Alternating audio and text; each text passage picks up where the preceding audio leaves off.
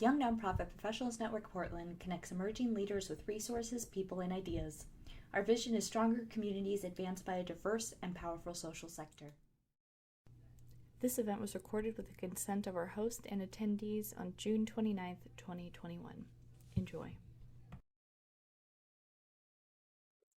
All right, folks. So today, as your wonderful board members have mentioned, we want to go and to put together something that's going to really help us in terms of coming out of this workshop, or sorry, coming out of a pandemic. So what we were really hoping to go and to do in our sort of our series of 3 workshops is have one that was really focused more on resumes, cover letters, and some of the nuances around that, particularly as we are all emerging from 15 months plus of interesting work situations, some very, very stressful, some maybe not as stressful as we would have liked. But then also I do want you all to know that we have 2 other workshops hopefully coming up that are focused on different aspects of the career journey. One will be hopefully specifically focused around interviews, interview preparation, and really telling your story through those channels, as well as a whole workshop that's really more around the more murkier areas of career navigation, right? How do you take a lot of the last 2 to 5 years of your work experience and really map that over to what you want to do next? For many of us, it can kind of feel like we get stuck in certain areas or get stuck in certain teams or even get siloed for certain things based off of very specific experiences or very specific educational backgrounds. But it is okay for our passions to go and to change and for us to want to take our skills to new areas and to new avenues. But for this particular workshop, we're going to focus on resumes, we're going to focus on cover letters, and maybe one other topic if I can manage the time well enough. And again, as Kalima said, my name is Alex Berry. I work part-time here with CMD as a career coach, and I spend most of my time going and working on our different types of community facilitations and doing a lot of workshops like this, not just for nonprofit groups like YNPN, but for many different nonprofits that really focus on workforce development, working with communities of color, working with veterans, and working with other types of underserved populations. And one of the benefits of that is that we really spend most of our time talking about telling different types of stories and telling those stories in different types of ways that can help you in your professional career. One of the reasons I love spending most of my time with nonprofit folks and folks who are in the nonprofit professional space is because you all tend to be master storytellers. The difference is that you tend to be very, very inclined to help tell other folks' stories, stories of other communities, stories of what your teams and what your management or what your organizations are doing. And so a lot of our workshop is going to say, how can we go and apply some of those storytelling techniques to ourselves to go and to help us make sure that we can be in a position where we can leverage those skills to help our communities. Now, how I've got this workshop structured, we're going to spend a little bit of time on intros, and then we're going to really dive into 3 core points of content. The first one's going to be around branding statements, which is, think of it as like a written version of an elevator pitch. We're going to spend a lot of time talking about resumes, and not just the do's and the don'ts of a resume, but for those of us who are really trying to refresh, update, and more use our resume to kind of pivot into new areas. What does that look like and how can we make that happen?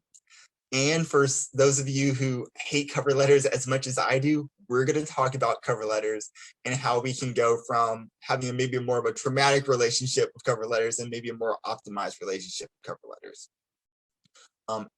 As we go through this workshop, I always want you all to feel empowered to go and always be able to stop, pause me, and to ask me questions.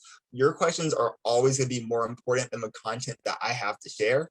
And if that means I need to say a little bit after to make sure that we get all your questions answered, that is completely fine. And then lastly, so as we go through this workshop, again, please, please, please ask questions as they come up. We'll also have certain breaks within the workshop, both for some more introspective work time for some of our activities, as well as other time for you all to go and to ask questions that maybe you've written them down and you just sort of forgot to mention them. Also, if at any time, especially because I know it can be very, very, very hot, if at any time you need to get up, take a break, stretch, please feel free to. Do not want anyone going and passing out on Zoom. And then again, finally, please remember that for these discussions, especially when it comes to looking at our careers and how we can put ourselves in our position to help others within the community, for this workshop, I do want you to kind of center your story and center the impact that you've been able to have over these last 2 to 20 years. So with that, we're going to go forward. And of course, to my wonderful YNPN board, I cannot always see the chat. So as different things come in, please feel free to go and to let me know. So that way I don't accidentally miss any of the wonderful things coming in the chat. Sounds perfect. So just a little bit more about myself, particularly for those of you who I haven't had the pleasure of meeting. I am a transplant, like I assume many of you might be. I'm originally from Southwest Georgia, and after traveling around the world in pre-COVID times, I actually landed a job out here, ended up moving all of my belongings, the bed, the book, the bikes, and moved them out here, and now reside a little bit west of Portland over in Hillsborough. My more formal roles have always been doing different types of storytelling within big, large organizations, the Intels, the giant corporations of the world. But in addition to this, I've always also had the pleasure to go and to help run 2 different nonprofits and be on the board for 3. So one of the interesting aspects of that is being able to go and see what storytelling looks like both in the corporate world as well as in the nonprofit world, and seeing how each of those areas can really go and help inform the other has always been a joy for me over these last 5 or 6 years. Formerly, I went and studied a nerdy type of engineering, but I spend most of my time over in the more business and cultural realm, doing lots of business process improvement and, as I like to call it, helping organizations find money and in some cases make money disappear. So it's definitely been an interesting journey, because as you all know, in the nonprofit realm, how you can tell your story through dollars is another way of being able to tell the story of the types of impact you have. Or when you're doing certain types of fundraising, people want to know, how are you going to convert dollars into value for the community? So sometimes knowing it not only from the people aspect, but knowing how to tell stories from the financial aspect can just be a really powerful tool.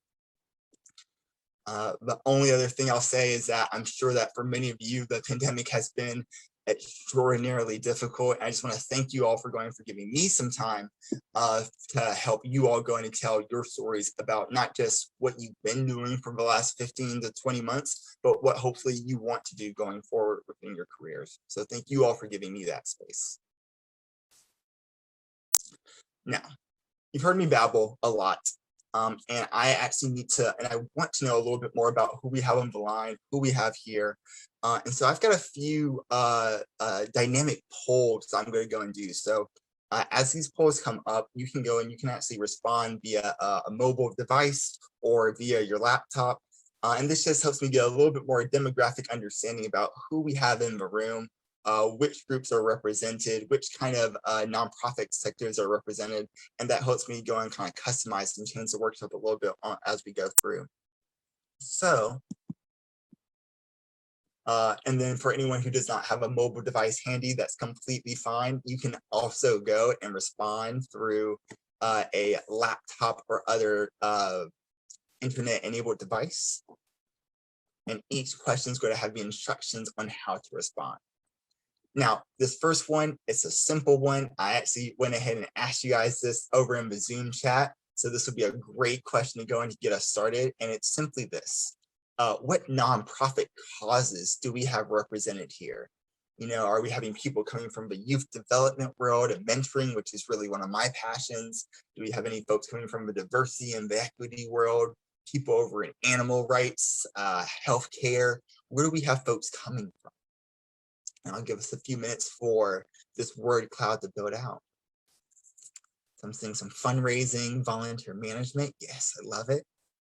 Some nonprofit support, different development, which particularly during COVID, I can imagine the changes in the development associations world. We're seeing some things here in terms of a lot more development. A lot of people I can assume are doing different types of development. It'll be very interesting to see as we look at the second half of the year, what does a lot of our virtual programming look like?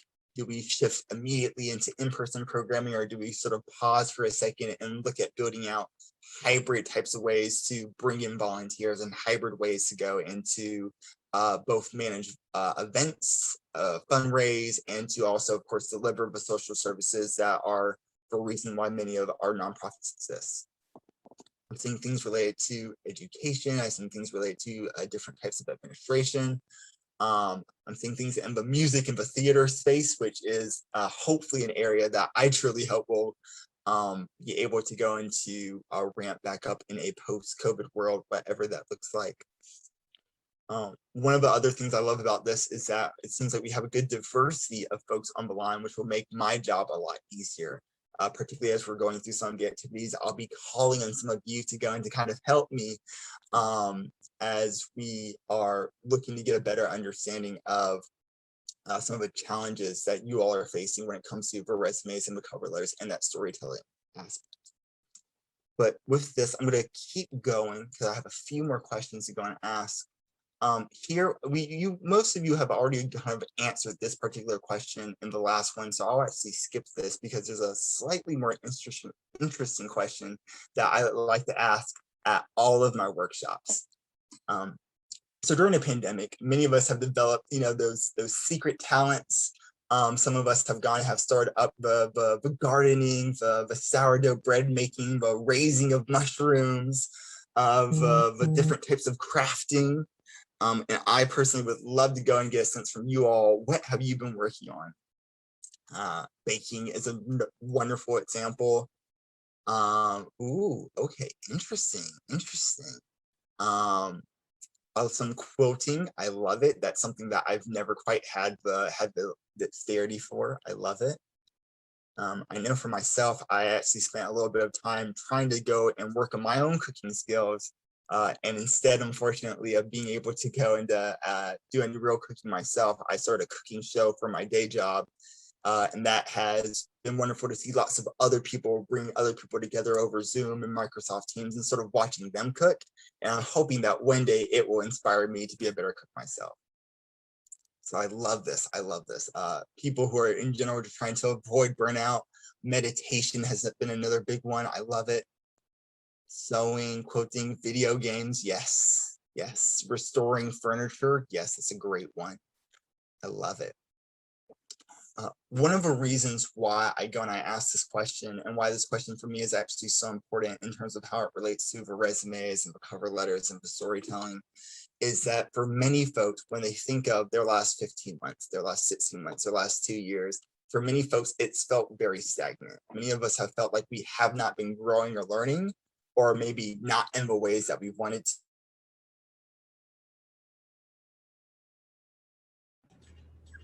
Alex, you're muted. Yeah, Alex, I think your phone might have muted. Ooh, maybe his whole sound cut out. Alex, can you hear us? All right, let's do 1 second. Kalima, can you hear me now? Yes. You guys didn't miss anything crazy. I just said that as we're going to our actual content, just want to make sure that we go and we balance the growth aspect of a career development with the making sure that we create a space to restore ourselves and to stay energized, particularly for our participants who are looking at making either career changes or job changes. Finding a new job or going and entering into a new industry can feel like a full-time job. And so the major mistake that most folks make is that they think that looking for a new career or doing a resume update is more about the growth aspect than about the self-care aspect. So I love seeing activities like that we have on the screen because it helps people go and ensure that they have that time to recharge and to be re-energized.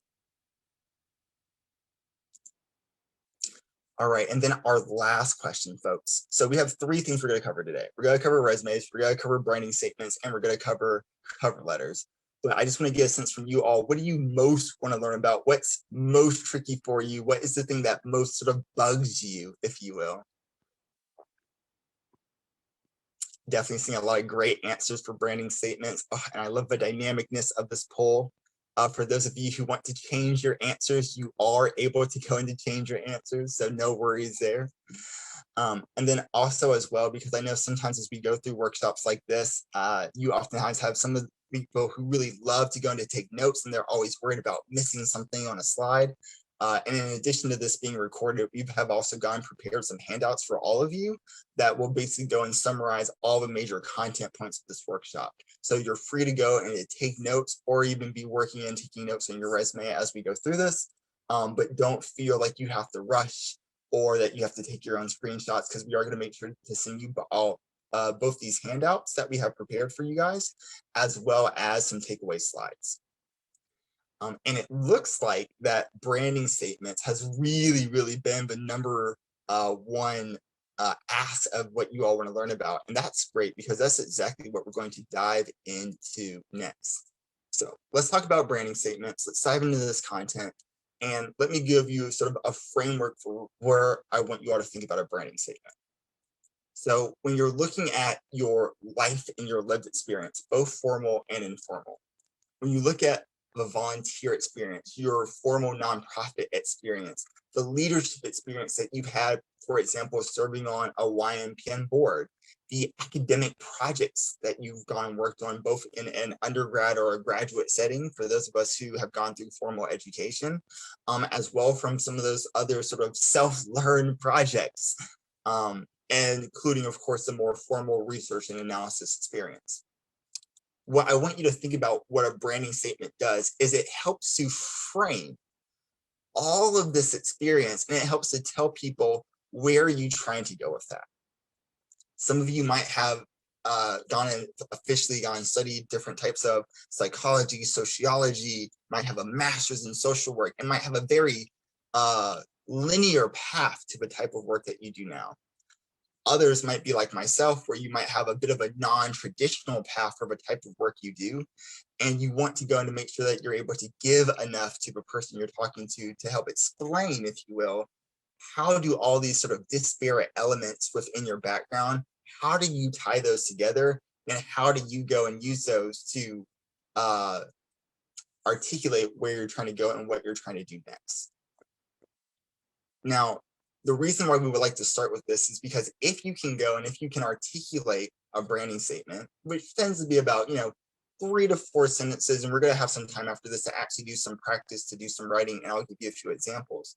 But if you can easily articulate this branding statement, it makes the resumes so much easier. It makes interviewing so much easier. It makes the cover letter so much easier, and it makes it so much easier to go and to express to someone what type of opportunity that you're looking for and how you want to deliver value to an organization. Now, in the world according to Alex, I like to say that there are really 3 core types of branding statements.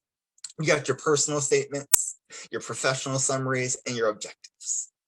Now, all 3 branding statements are basically do the same function, right? They all help to go into encapsulate in a nice, clean, concise way, sort of what you've been doing and what you're trying to do next, right? They're all forward-facing statements.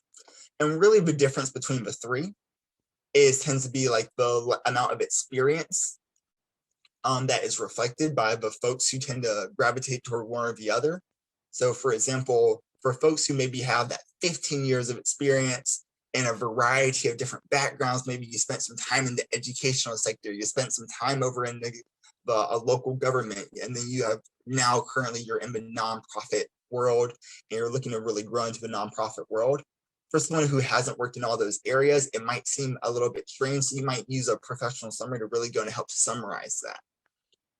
For folks maybe who have more of a operational job isn't quite the word I'm looking for, but for those who maybe go and have a role that is a little bit more functional. So think of those, the development associates, for example, might be a really good example here. So in this case, for anyone who knows about the world of development, about raising money, about donor relations, what can be really important for roles like this is not just what you're able to do or what techniques you know, but how do you do it? Are you someone who's very focused on data? Are you someone who's very focused on finance? Or maybe are you all about relationship management? So these personal statements tend to be a little bit more creative, maybe a tad more fluffy, and really focus on how you do the work that you truly care about. And then objectives, those are pretty simple, right? Those tend to be very straight to the point. What type of role are you looking for? What part of the nonprofit sector are you looking to really go into or to explore? You know, if you're currently seeking employment, maybe right now as you are maybe finishing up some different contracts, or you are getting to a mental and physical state where you can really go and contribute to a team. Maybe you're not available right now, but July 2021, you're going to be ready to go. So objectives tend to be very, very focused for people who maybe have a very clear idea and are targeting a very clear opportunity. But again, between these three statements, neither one is necessarily better or worse, but you will see some might be more common in certain fields and some might be slightly less common. Now, in a second, we're going to spend some time actually going, and I'm going to give you all a chance to actually pick one of these three types of branding statements, and you're going to have some time to write one yourself. But one of the very quick clarification point that I want to make here is that even though I'm going to have you all write them, these are not necessarily going to end up directly on a resume. They're not necessarily going to end up directly on a cover letter. But what this helps you do is it helps you go and kind of narrow and focus your mind on what parts of your story are really the most important to articulate, right? If you were writing a 5-page essay, this is really like that core thesis line of that essay. So before I go further, let me kind of pause here and see what kind of questions we have first in terms of what a branding statement is, where they are used, or let me go and see if we have any points of clarification here. Is it possible to put the branding statement on the resume? It is, yes, yes. For many folks, particularly for folks who are transitioning from one area to another, maybe that could look like maybe you spend most of your time in the healthcare research domain, and now you're trying to transition that to going and bringing in a more, working at a data analytics type position for a different type of nonprofit, right? They tend to be really helpful when you're trying to tie between going from one area to another, where it might not be as traditional a jump. But for those of us who have like a very traditional jump, so maybe you're within an organization and, you know, let's use a classic development associate, and the development manager goes and retires after an illustrious career, and they want to promote a development associate up to manage the development team. You know, these can also be great ways to bring in some of that other leadership type of experience that maybe the folks you're working with don't know about you. So yes, they do end up oftentimes on resumes. Great question. Any other quick questions before we go on to our first activity? All right. So what I'm going to give you all, and I'm going to flash those examples back up. I'm going to give you all about 5 minutes.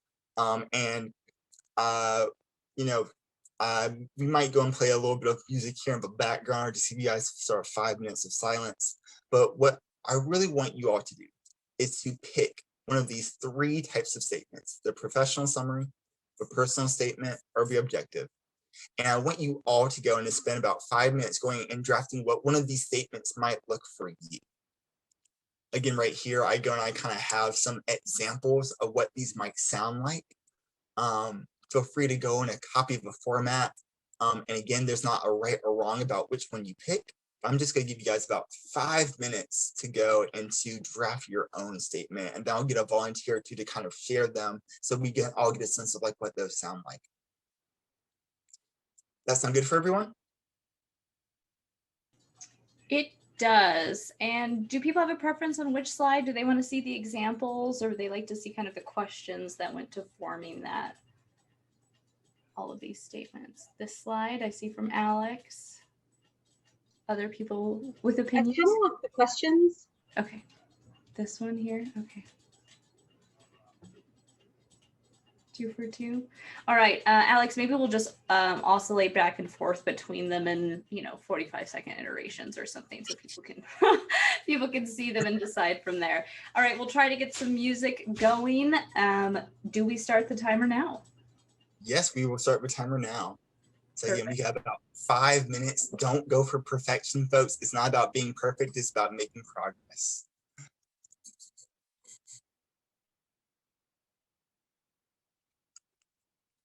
All right, folks, do we have 2 brave souls who are willing to go and to just share verbally like the rough draft that they came up with?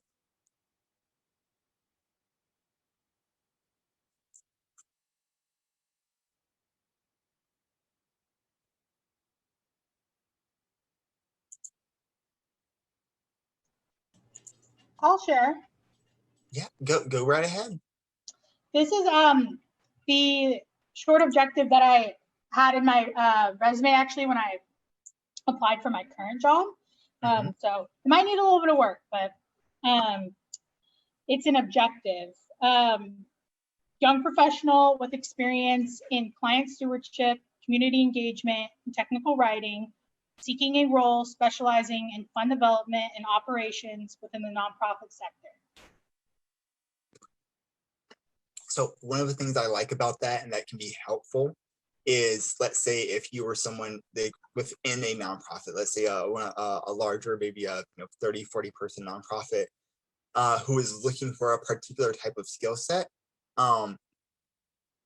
Sometimes even in the nonprofit world, it can be tricky to always do the matching of, okay, this skill set goes to like this particular role. So, an operations manager at one nonprofit might look very, very different to an operations manager at a different nonprofit based off of the size or the sector of where that nonprofit is in. But oftentimes the actual function of what you're doing, focusing on fundraising, focusing on donor relations, focusing on a certain type of relationship management can help go and can help easily transfer over to, oh my gosh, Emily, for our group, you would be perfect for this. So I definitely like that. It's nice. It was concise, and definitely gives you, Emily, a starting place as you go and you maybe modify and update that for maybe in this, new normal type of almost post-pandemic world in terms of what you want to focus on now for the next few years of your career. So great job there, Emily. Thank you. Do we have one more brave soul willing to share? There are no wrong answers here, folks. I can share. Yeah, Amanda, go right ahead. So I did more of the professional one. Talented and flexible administrative professional with over 8 years experience who has excelled at balancing demands while supporting 5 directors, producing 2 music festivals and numerous educational and community events each year. Responsible for projects including marketing, development, operations, box office, communications, and volunteer coordination. Finds joy in developing new skills, being part of a creative team, and defines success as having a positive impact on others and wants to continue that while facing new challenges. So one of the things I particularly liked about Amanda's right there was what I'm assuming that I went and I heard in that was that over that 8-year span, there were both a lot of different roles, doing a lot of different types of projects. And so to be able to go and give enough of a summary so people can go and say, okay, Amanda has built up a certain amount of skill set and has a very particular passion, but also is able to understand that there's been a certain diversity within Amanda's work.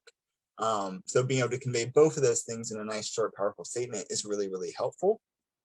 As well as for many of us, it's not just about the work that we do, but also the teams and the organizations in which we do it in can be just as important to us as the actual work. So I like how Amanda was able to convey that. So great job there, Amanda. All right, so hopefully it also helps all of the rest of you to go into hear examples of how other people went and articulated these Again, we had an example of a professional statement as well as an objective. I would not say that either is better or worse than another. These are sort of your branding statement, so it's how you want to go and be able to articulate your brand, but they have a very similar function in your written professional artifacts as they would if you were giving an elevator pitch at a YNPN in-person or virtual networking event. So similar idea where you're trying to convey what you've been doing, where you're trying to go, and in some cases, why do you want people to really go into invest in you so that you can go and help particular communities? So again, great stuff on the examples there. So now, folks, I want to go and see if we have, well, before we hop into resumes, do we have any other questions? If not, and you don't, feel free to use like the, either to come off mute or to just go and to throw things into the poll everywhere. But I want to give a chance to see if we have any more questions before we dive into resumes, because I want to go and show you all how our branding statements can really easily tie into the resumes. So any other quick questions? Yeah, Alex, I have a quick question. This is Mina. One of the things that I've recently kind of run into over the past year is I understand now a little bit more about what I want out of my career in the future and like longer term than I have ever before. And I'm starting to now try to pivot for that. And it's coming like, in different random things that I do, which is great. But then when talking about like a branding statement, I feel like it's almost like an afterthought rather than like actually being an important component. So can you talk a little bit about how I could approach that? Yeah, so one of the stories I'll go and I'll tell from my own life. So when I first moved out to the Portland area, I ended up having essentially almost a rotational type of role. So my first 2.5 years out in this space was spent doing 5 completely different roles, working for 5 completely different managers in 5 completely different parts of technology and operational type roles.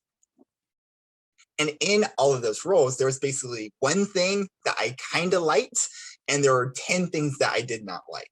So at the end of that 2.5 years, I kind of had a really good sort of smattering of like, okay, these are the 5 things I like to do, that I get energized by, that I'm really passionate about, for lack of a better word.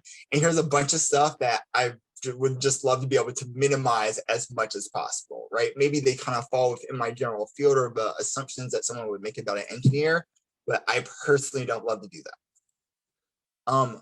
For me, it was helpful to go into, when thinking of a branding statement, I actually went and first kind of was able to categorize, okay, what's the difference between the skills that I have that I'm really interested in and I'm passionate about, versus the skills that I have that actually maybe energize me a little bit more. So as an example, I do a lot of teaching and facilitation. That's not necessarily a core engineering skill and not necessarily a core business skill, depending on who you ask, but it's something that maybe energizes me a little bit more than pure old-fashioned data visualization.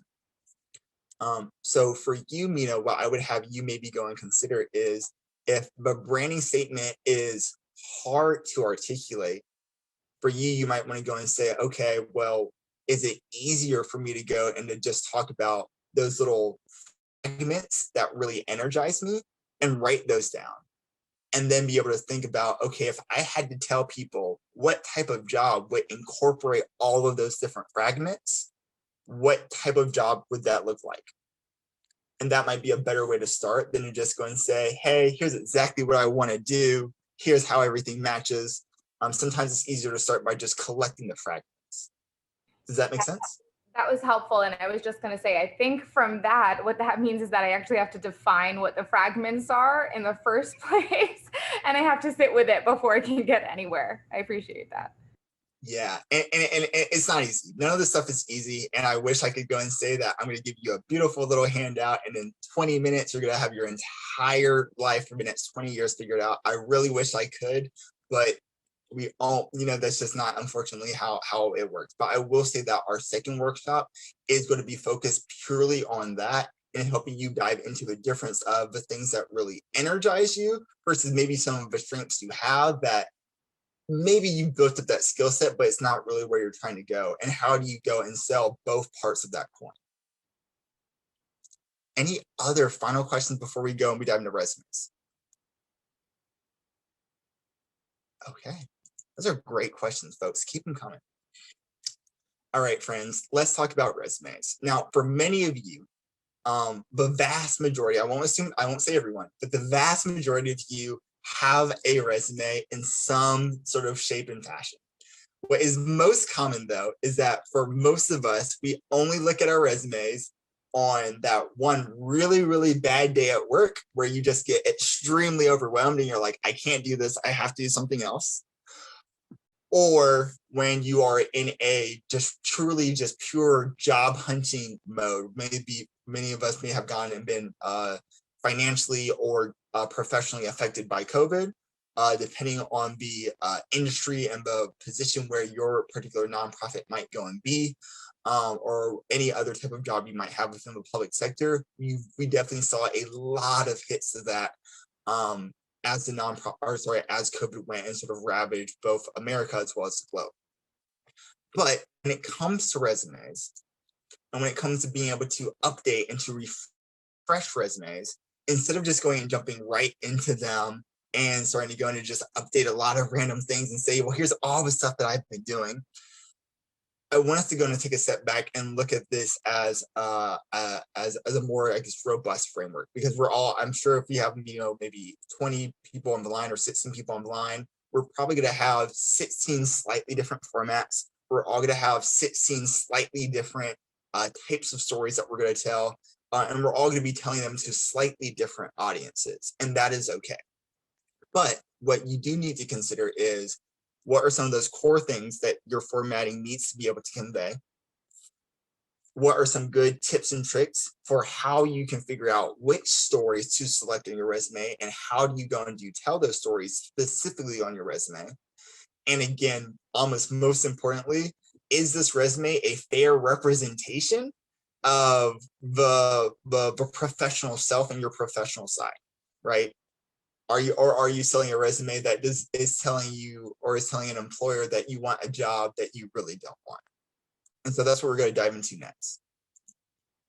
Now, first, when it comes to the formatting, right, the most common question that we go and we tend to get in this area is, what's the perfect template, right? What is the perfect, 1-page, 2-page template resume that I can just plug in a bunch of information to? And is there a perfect one? And my answer to that is, there tends not to be a perfect one, because just like any other type of writing document, there is a level of subjectivity to it, right? For those of us who are looking at different types of governmental related roles, or even nonprofits or NGOs that are very closely associated with the government, there's a slightly different writing style and convention for those resumes than, let's say, for people like me over here in the private sector, or also what people might go and expect for more traditional nonprofits. As some good guidelines, though, grammar and spelling always going to matter. You also always want that resume to be not just easy to read, but easy to find information. So, for example, if, let's say, you have had 3 roles over the last 5 years for 3 different nonprofits, I want to very easily be able to go and see, hey, you've been a volunteer coordinator, a volunteer manager, and then an operational director. I want to be able to very clearly see that. And I want the formatting to reflect, and I guess to add that visual hierarchy. For many folks, they also tend to struggle with that appropriate use of space, as well as the consistency of the formatting. And don't get me wrong, the reason that you're not going to necessarily get a job, an opportunity, promotion for your place of employment right now is not going to be because you misused the period, or you misused a semicolon, but it does go and reflect on your level of detail orientation. And again, this is your professional story. And the vast majority of the time, your resume is representing you when you're not in the room. So what I like to go and do whenever I have to go and do sort of a nice refresh of that resume is I'll go, put my time into it, make my more content related updates, And then I'll go and I'll send it to a friend who is oftentimes outside of my industry or who is outside of my particular specialty of the types of jobs I'm applying for. And I'll say, can you look this over for the grammar? Like, is it easy for you to find information? You know, what type of story did you kind of hear from my resume? And even if they're not resume writers, they always go and catch grammar mistakes or they have clarifying questions. And being able to do it in that environment is way better than when you have sent your resume to a nonprofit, maybe through email or through some other intake system, and they just have lots and lots of questions and you're not there and available to answer them. The other common question that you see when it comes to resumes is, particularly for resumes over in the nonprofit field, you see that they tend to be structured in what's called a reverse chronological order.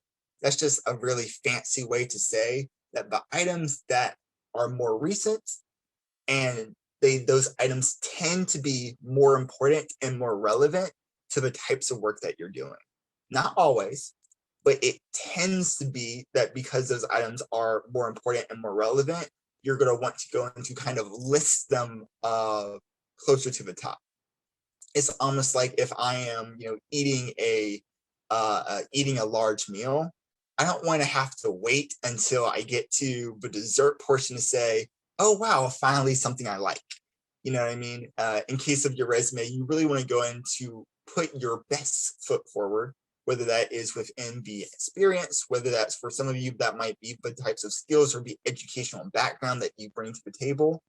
For others of you, there might be particular certifications that you really want to highlight a little bit sooner in your resume. But we tend to go with the adage that like that top half of that first page of your resume is the most important. So let me stop. Alex. You're about to stop. Excellent timing.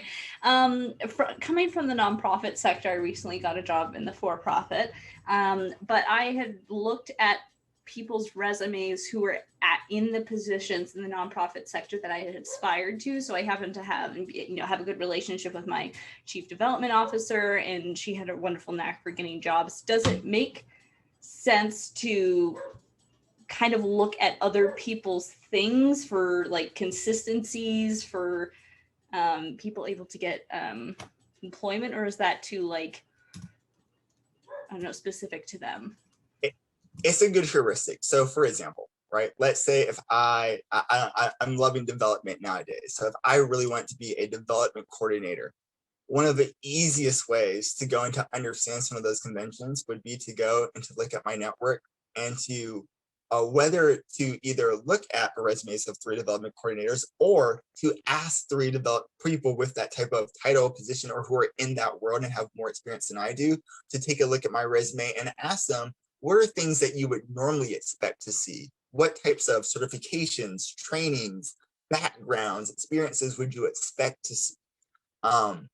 No problem if you don't have all of either what you might feel might be the right qualifications, but it gives you a chance to get a better sense of, okay, this is what this field looks like. This is what the expectations are in the conventions. So it just tends to be a quicker way. And I would highly recommend doing something like that if you have that opportunity. And of course, YNPN can also be a great place to go into network, to go and find those professionals who are, let's say, in a space maybe you're looking to transfer to, or in a particular nonprofit sector that you're looking to learn more about. Great question there, Kalima. Thank you, Alex. Okay, so when we go and we talk about the content piece, now this is honestly my favorite area. A lot of folks go, and I personally think spend maybe a little bit too much time trying to make the perfect resume format, get everything nice and all the I's and T's dotted. And yes, that's important, but what's much more important in my personal opinion is which are the impactful stories about your life that you are going to highlight. Again, you can pull from the work experience, from the volunteer experience, from for some of us, depending on where we are, particularly in this pandemic, from maybe the side pieces of employment or the side hustles that we've had while we have been going and sort of been looking for our next opportunity during the pandemic. They can be things related to your leadership background and your leadership experience. They can be education and research related. But resumes tend to have a limited amount of space. For most of us in the professional world, we tend to say 1 to 2 pages, not necessarily because you only have 1 to 2 pages of amazing content, but because the folks on the other end sometimes have slightly more limited attention spans. And they really want to know not what is all of your experience, but how do you summarize your experience, and what do you think is the most impactful, and what do you think is the most relevant? And for most of us, that translates to a one-page resume. Now, some things that I think are really the most important thing to focus on when we're talking about that content portion is, how do we quantify the value that we bring to the table? Now, for some of us, our work, it can be very easy to quantify that. You know, I helped raise this much money. I helped to manage these many folks or these many volunteers. I was able to improve our internal operations by this percent. For some of that, it can be very, very simple. Now, for others of us who deal in the realm of, relationship management, who are doing different things related to case management, who are more so, our world revolves around the emotions of our peers and of a nonprofit, that can sometimes be a little bit harder to quantify. But the overall thing that you're really focusing on is, how are you telling the story of the impact that you've been able to have, right? Some of us have raised hundreds and thousands and maybe even millions of dollars. And if you have, I would love to have a tiny piece of it.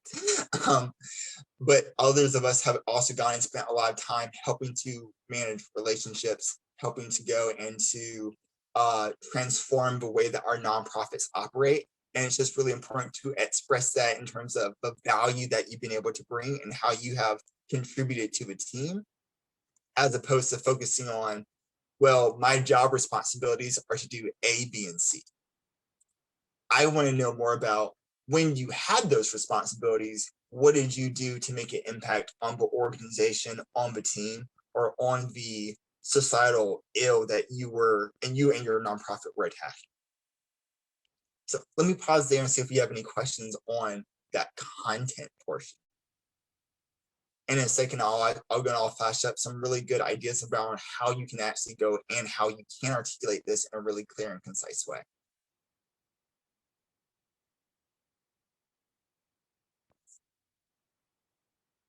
All right. So one of the ways that I really like to go and think about, or one of the easiest ways, because again, and this is the engineer in me, I love to think about how can I very easily go and concisely go and convey a lot of the way that I've been able to bring my skill set to create value for my community, for a manager, for my team, and that's one really effective way to go and to talk about your experience can be going using bullet points or certain types of sentences that really focus on the action that you were able to do and to perform, give enough context so that people can really see and understand where you are doing development work, where you are doing relationship management, where you are doing volunteer management. And then finally, sort of ending it with that really strong impact statement. If you can qualify it, even better. But if you can't, that's okay. But still being able to go into articulate the type of impact you've been able to have. So in this example that I've given, reinvented a foundation's donor rules and led a 5-person team to fundraise $10,000 for youth of color. It starts with a really strong action verb, which goes and just helps. It's for a variety of weird grammatical reasons. It comes off a lot stronger when you're writing in a very active voice. You invented, you accelerated, you supported, you enabled, you achieved, you generated, that sort of thing. In this particular example, I always love to highlight when I am working with supporting or enabling others. So I'm not necessarily talking about what I went, because for many of us who go and who do work in teams, whether they're small teams or large teams, or you're working in a team of volunteers, it's important to know from an employer standpoint that you're able to work in teams and how you're able to work in teams, especially in this weird kind of virtual space where there's definitely a premium of folks who understand how to work both in person as well as how to be really effective and compassionate in this really kind of weird, icky virtual space. And then finally being able to end it with that quantifiable impact, right? helping people to understand that, yes, a lot of people do fundraising, right? There might even be people who have done specific fundraising when it comes to, donor relations and, changing the structure of how we go and we get donations. But with that said, I was able to be really, really powerful in this space. And it kind of conveys to a potential organization, like, I can be powerful in this space and I can be just as powerful in your space. So let me kind of pause here for a second, see if we had any questions in terms of some of the, suggested types of action words that we might go and use, or even on this sort of articulation structure. Any questions come to mind? I have a question, and if this is better for a later point, let me know. But my understanding is a certain number of nonprofits use automated systems that process your application before a human sees it and might even score it automatically based off of the job description or whatnot. So how do you optimize your resume to kind of pass that first level of screening if it's really a computer that's doing the first level of screening? Yes. Oh, Alex, you went and you thank you for going and for pointing out the elephant in the room. So for many nonprofits, particularly those who tend to be on the larger end, and have maybe more formal processes in place, they do have a tendency to use different types of automated tracking software, or ATS software. The easiest way to go and to not necessarily navigate around that, but have a better understanding of what those positions might be looking for, is that, let's say when you are writing your resume, to go and to kind of print out or to maybe pull up on a computer or another device the actual job requisition, and to get a good sense of what is the language that they are speaking, what is the language that they are looking for. And when appropriate, being able to go and to look at your own bullet points and your own experience and bring in some of those strong keywords. So if I'm looking for a development director who has been able to do both fundraising, donor relations, bookkeeping, and relationship management, well, that's a really good sense of what type of resume that I'm looking for.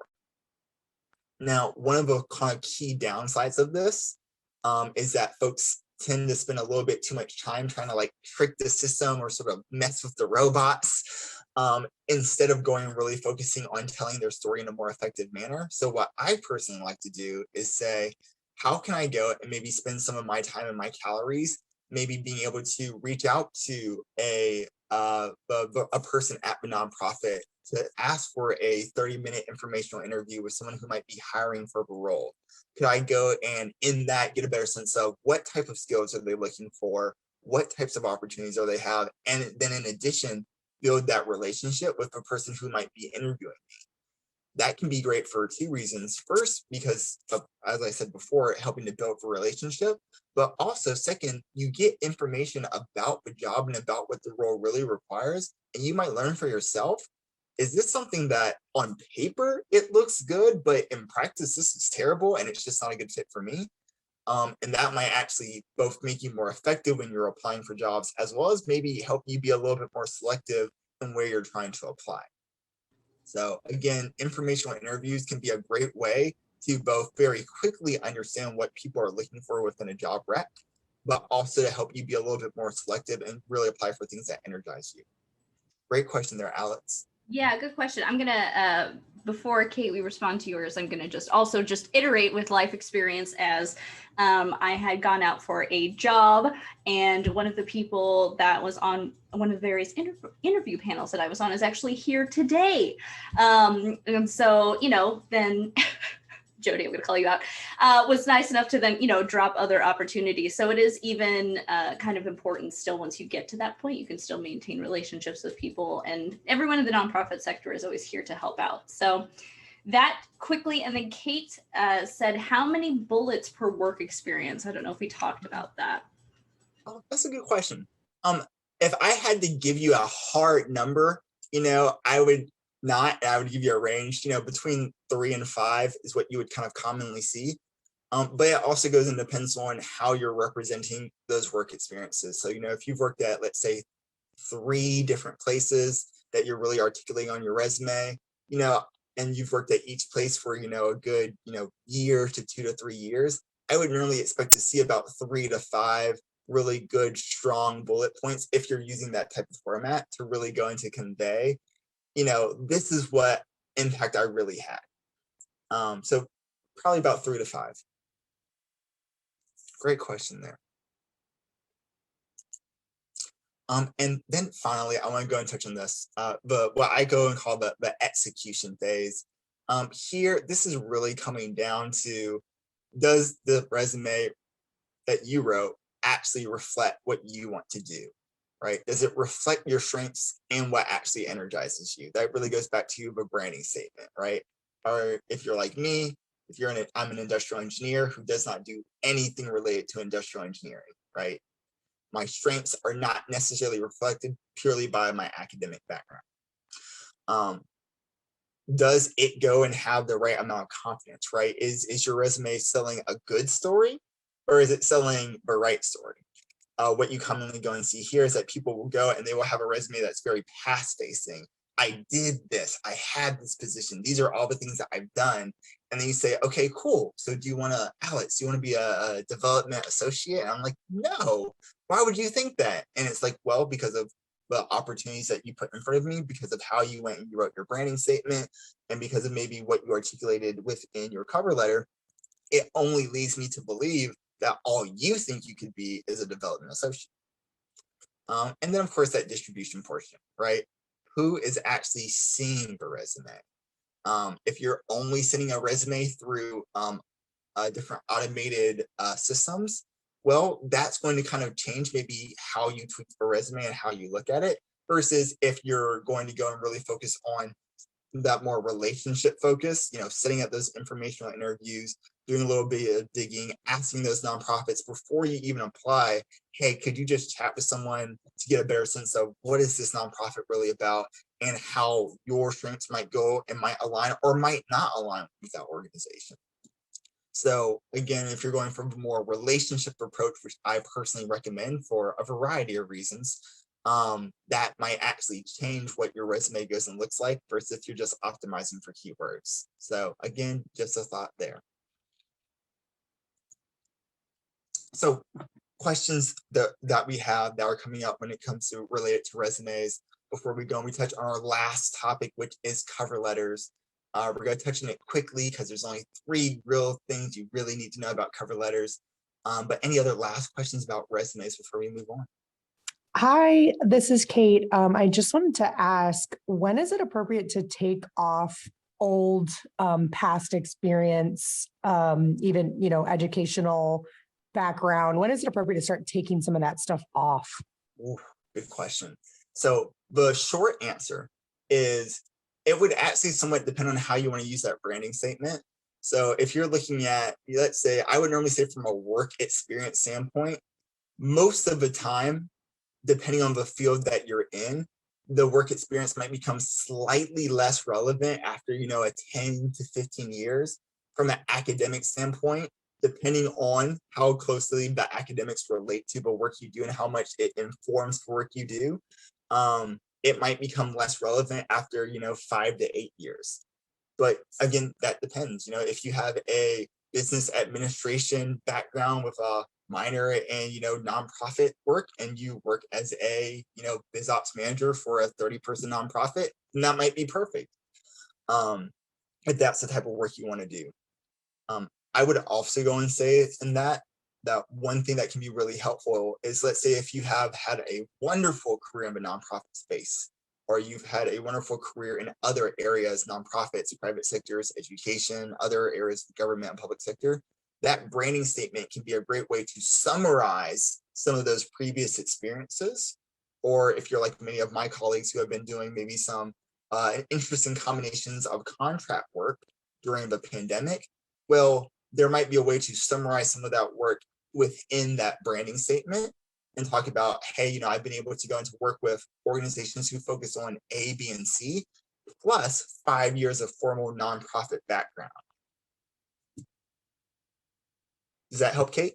Yeah, great. Thank you so much. Awesome. Any other questions before we go and we move on to the wonderful and disgusting world of cover letters? All right. Okay, so I have only met 3 people in my entire life who love writing cover letters. And for anyone who doesn't know what a cover letter is, essentially this is a sort of an addendum to a resume that some organizations will sometimes go and ask for. It's almost like if you were writing a letter of a self-introduction, if you will. The biggest reason why people tend to hate cover letters is that even more so than resumes, they tend to require a high level of customization. Because they require such a high level of customization, they tend to be very, very time consuming. And the reason that they tend to require a high level of customization is because what a cover letter does is it takes your work experience and it matches it to an organization, their values, the work they do, and the specific role that that organization is putting out there on a job requisition. So if you were applying to, again, I'll go back to my wonderful example of a development associate. If you're applying for a development associate at, Central City Concern, which is a larger nonprofit in the Portland-based area that focuses on homeless services and homeless adults. So with that, a development associate for that type of nonprofit, that cover letter should look different than the exact same position at a different organization. Let's say a group like Minds Matter Portland, which focuses on youth development and mentoring youth in a more academic way. The positions themselves might handle the same types of finances, the same types of donor relations. However, the cover letters are going to look different because those organizations have different values. They have probably slightly different needs, and how your experience maps over to that organization is going to look a little bit different. Versus with resumes, oftentimes, let's say if you have a very, very similar, or if you're applying to a very similar position at 2 different organizations, the branding statement might change a little bit. And maybe you might sort of swap in one experience for another, but probably 60 to 70% of that resume is going to be very much the same. Cover letters, you almost have to start from scratch to write a really good one. Now, where do you need them? You tend to see these at more so of relationship-based industries and roles, which in the nonprofit space, a lot of our work is relationship-based, which is unfortunate. And to help go and write them, I like to think of it as, since, in the world, according to Alex, they are highly customizable. You do kind of need to start from scratch. I really want to focus and show you all a process for how I write them versus trying to go and give too many non-process based tips. So the 3 things that I like to go and do is, and again, classic engineering terms, I want to source all my materials that I need to help do that linkage of my experience to the organization, to the organizational values, to the organization jobs position. Then after I source all those materials, then we're actually going to start in the production. And then at the very end, we'll actually check for some of the actual quality aspects, the proofreading, but making sure that we are addressing it to the right people and those sort of things. Now, one of the things I'm actually going to give to all of you who have attended this workshop is this really handy dandy packet. It's actually just 1 page, and it actually goes and walks you through what are those documents that I would suggest that you go and source.